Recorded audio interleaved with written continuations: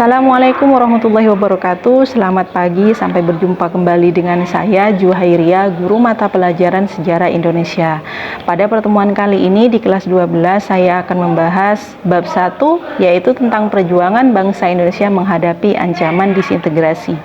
Disintegrasi atau perpecahan ini merupakan sebuah istilah yang muncul dari berbagai macam peristiwa yang sudah terjadi di masa lalu. Disintegrasi di sini merupakan masalah yang tidak main-main. Disintegrasi di sini merupakan perpecahan yang mungkin saja terjadi di kalangan masyarakat Indonesia itu sendiri. Oleh karena itu, kita sebagai generasi bangsa Indonesia harus bersatu untuk menjaga keutuhan dari bangsa Indonesia itu sendiri, karena tidak menutup kemungkinan pada masa yang sekarang disintegrasi tersebut akan tetap terjadi. Kenapa demikian? Karena faktor penyebab terjadinya disintegrasi itu tidak hanya disebabkan oleh faktor luar, tapi juga bisa disebabkan dari faktor dalam, seperti perselisihan-perselisihan yang terjadi antara pemerintah pasca kemerdekaan Indonesia. Dulu kita memang sudah berhasil mengusir penjajah. Sebenarnya itu sudah merupakan masalah yang berhasil kita lalui ya. Tapi sebenarnya ada masalah yang cukup serius yang perlu kita hadapi, yaitu perpecahan yang mungkin akan terjadi di kalangan Indonesia itu sendiri.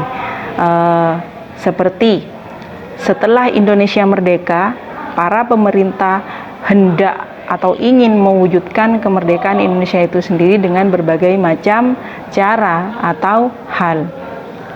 Penyebab terjadinya disintegrasi di sini bervariasi. Ada 3 hal yang menjadi pemicu terjadinya disintegrasi atau perpecahan ya. Yang pertama, disintegrasi atau perpecahan yang diakibatkan oleh perbedaan pemahaman ideologi. Dan yang kedua, pergolakan yang terjadi karena diakibatkan oleh kepentingan atau vested interest. Dan yang ketiga, pergolakan yang disebabkan oleh sistem pemerintahan.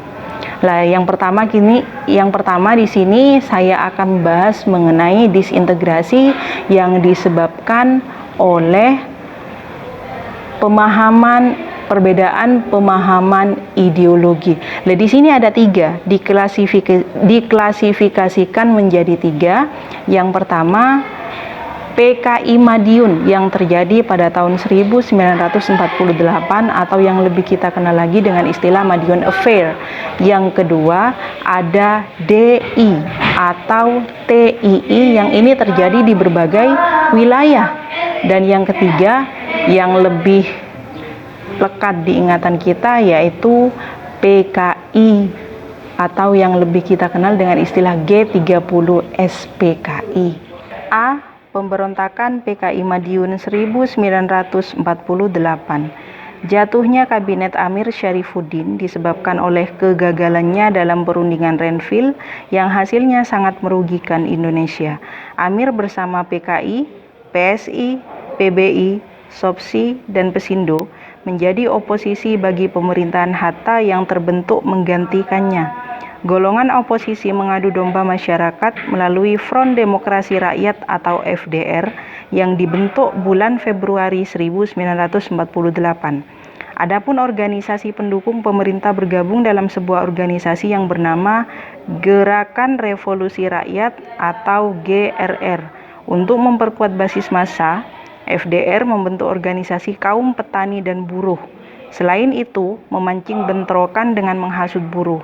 Puncaknya, ketika terjadi pemogokan di pabrik karung De Langgu atau Jawa Tengah, tanggal 5 Juli 1959. Tanggal 11 Agustus 1948, Musso tiba di Yogyakarta dari Moskow. Musso datang dengan menyamar sebagai sekretaris Dubes Suripno di Praha dan memakai nama Suparto. Amir dan FDR segera bergabung dengan Musso.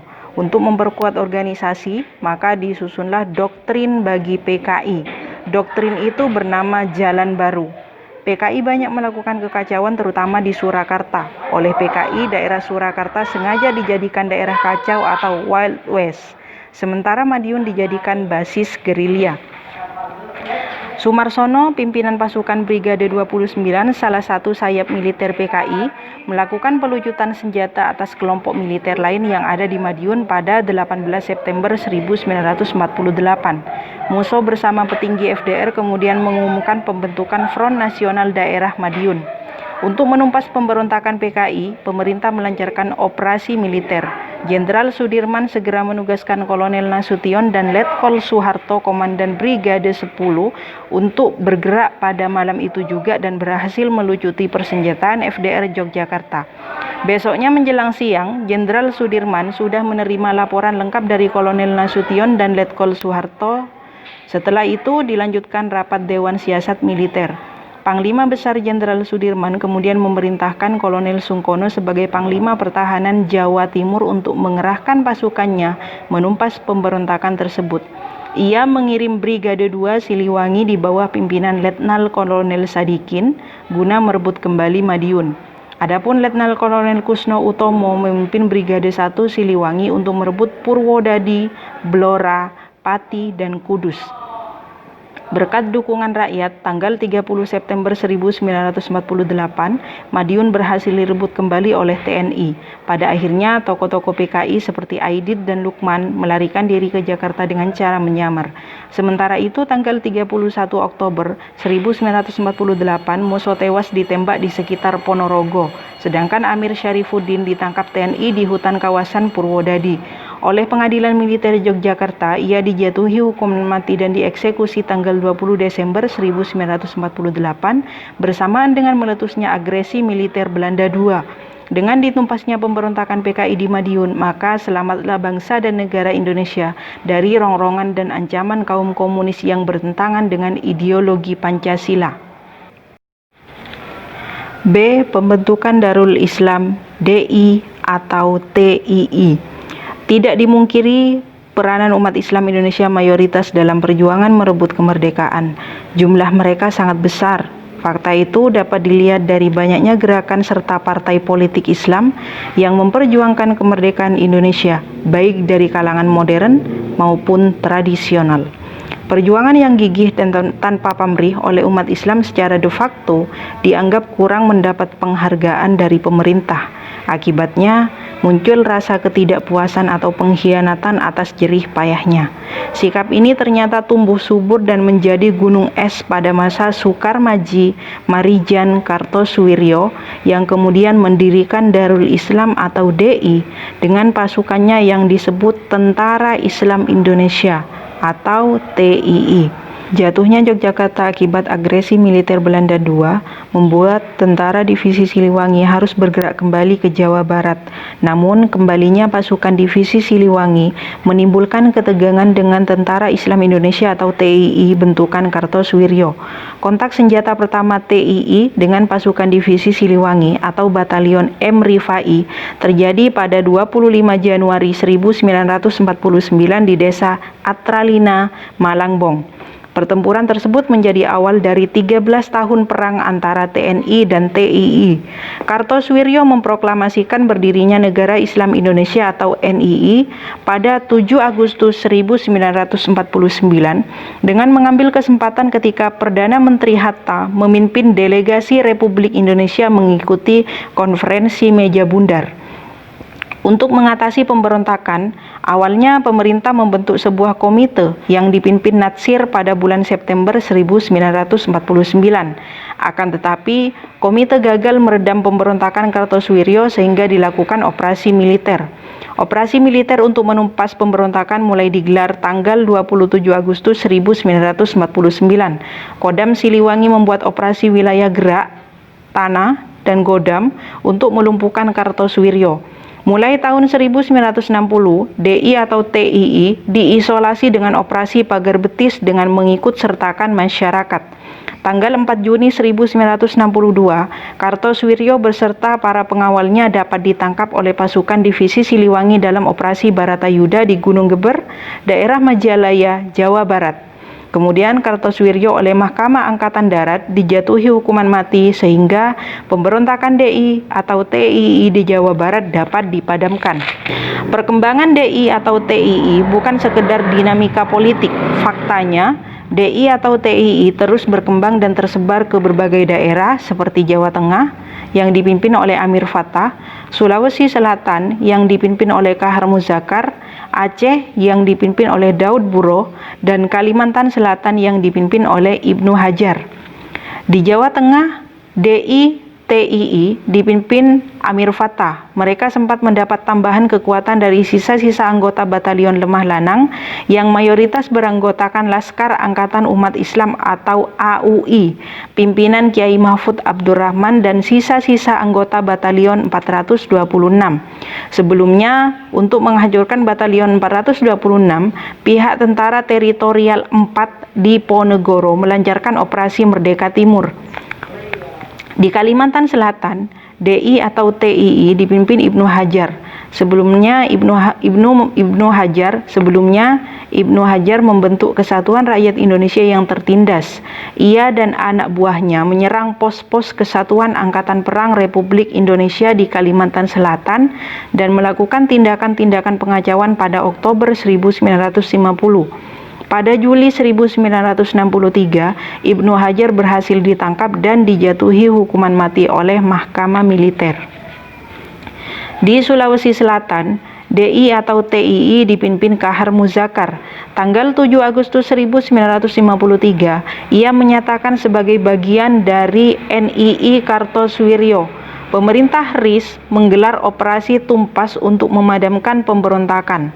Tanggal 3 Februari 1960, Kahar Muzakar tertembak mati oleh pasukan dari Divisi Siliwangi sehingga berakhirlah perlawanan DI atau TII di Sulawesi Selatan. Di Aceh, DI atau TII dipimpin Tengku Daud Buro. Tanggal 21 September 1953, Tengku Daud Buro menyatakan bahwa Aceh merupakan bagian dari negara Islam Indonesia pimpinan Sekar Marijan Kartosuwiryo. Hal itu terjadi setelah status Aceh diturunkan menjadi karesidenan di bawah Sumatera Utara. Tengku Daud Buro turun gunung setelah pemerintah sepakat melaksanakan syariat Islam dalam masyarakat Aceh tahun 1960. Tanggal 17 sampai 28 Desember 1962 diadakan musyawarah kerukunan rakyat Aceh atas prakarsa Kolonel M. Yasin. Musyawarah dimaksudkan untuk memberikan pencerahan kepada penduduk Aceh untuk menghindari kesalahpahaman dan mengembalikan kepercayaan mereka kepada pemerintah Republik Indonesia. C. Gerakan 30 September 1965 atau G30 SPKI. Peristiwa G30 SPKI yang terjadi pada tahun 1965 dan epilognya merupakan salah satu upaya komunis untuk merebut kekuasaan dan mengganti dasar negara Pancasila.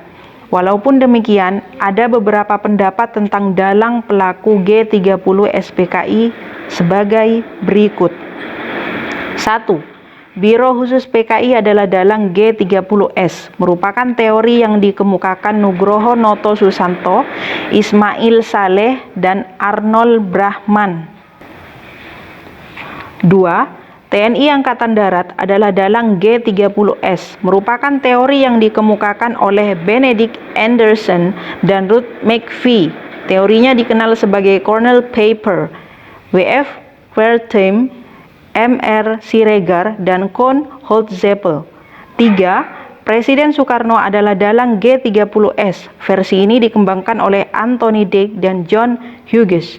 4. Pemerintah Amerika Serikat atau CIA sebagai dalang G30S. Versi ini dikembangkan oleh Peter Dale Scott dan Geoffrey Robinson.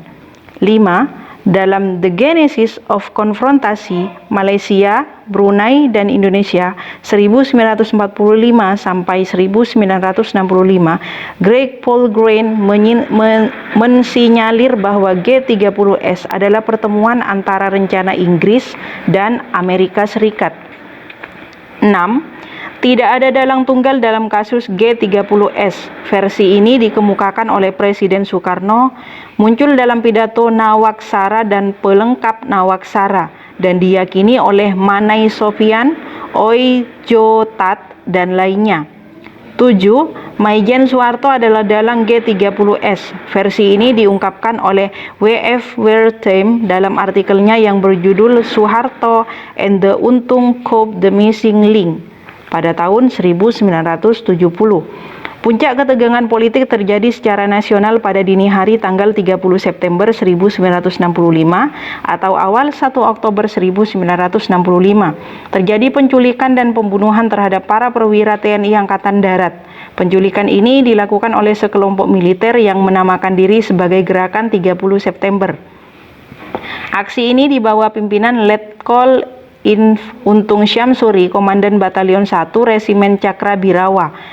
Para pimpinan TNI Angkatan Darat yang diculik dan dibunuh oleh kelompok G30S tersebut adalah Letnan Jenderal Ahmad Yani, Mayor Jenderal R. Suprapto, Mayor Jenderal M.T. Haryono, Mayor Jenderal S. Parman, Brigadir Jenderal D.I. Panjaitan, Brigadir Jenderal Sutoyo Siswomi Harjo, dan Letnan 1 Pier Andreas Tendean. Dalam peristiwa tersebut, Jenderal Abdul Haris Nasution yang menjabat sebagai Menteri Kompartemen Hankam atau Kepala Staf Angkatan Darat berhasil meloloskan diri dari pembunuhan. Tetapi putrinya, Ade Irma Suryani Nasution, tewas akibat tembakan para penculik. Letnan 1 Pier Andreas Tendean, Ajudan Jenderal Nasution, ditemukan tewas dalam peristiwa tersebut. Mayor Jenderal Soeharto selaku Panglima Komando Strategis Angkatan Darat atau Kostrat mengambil alih komando TNI Angkatan Darat.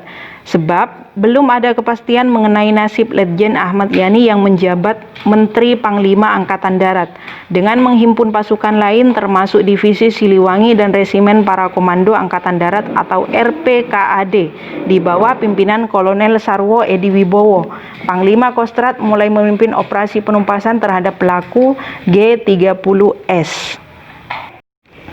Sekian penjelasan dari saya. Untuk pertemuan berikutnya silakan dipelajari dan dipahami materi yang berikutnya. Terima kasih. Mohon maaf jika ada kekurangan. Assalamualaikum warahmatullahi wabarakatuh.